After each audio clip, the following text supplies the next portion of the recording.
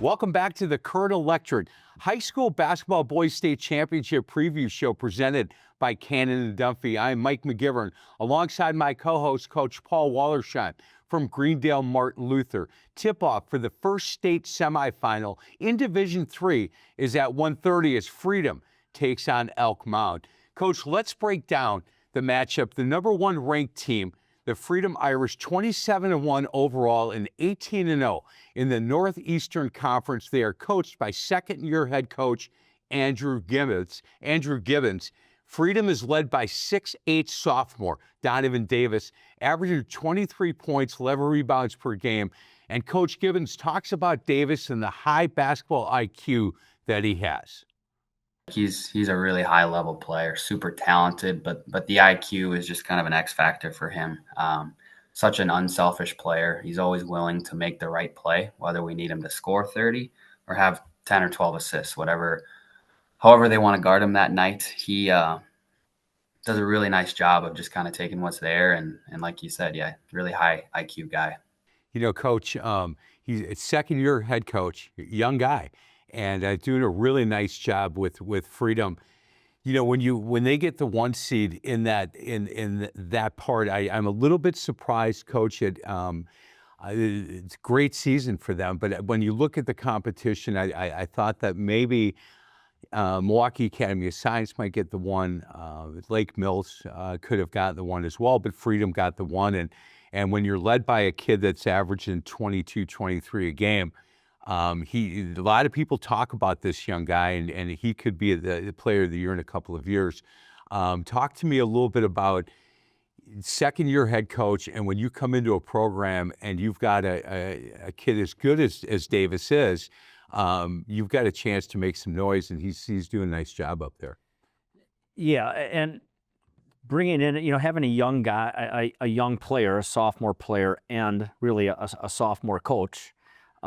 This is everything's new, right? And so I'll be interested to see how the coach and the player react on this in this venue. The state tournament, the biggest the biggest games of the year with the biggest lights on it.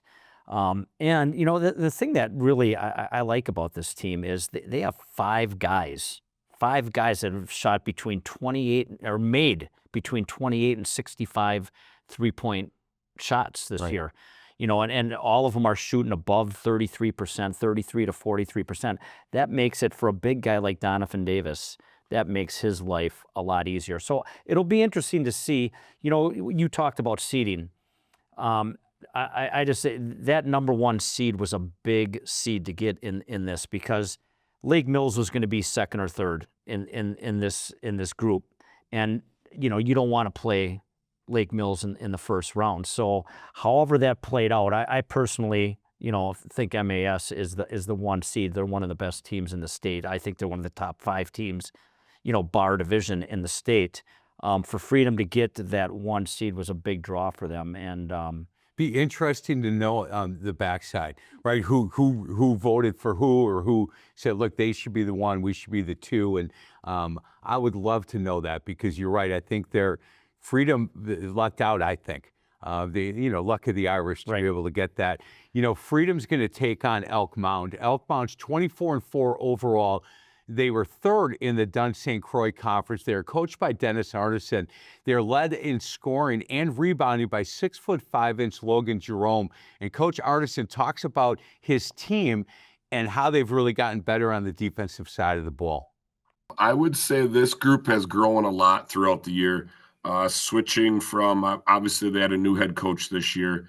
I've been with the program for 16 years now, but this is my first year as varsity head coach. And the last 2 years we've been a predominantly zone defense team. And this year we've been predominantly man defense. So just looking back towards the beginning of the year, we've grown a ton with our man-to-man defensive philosophies, and just buying into that and seeing success with it.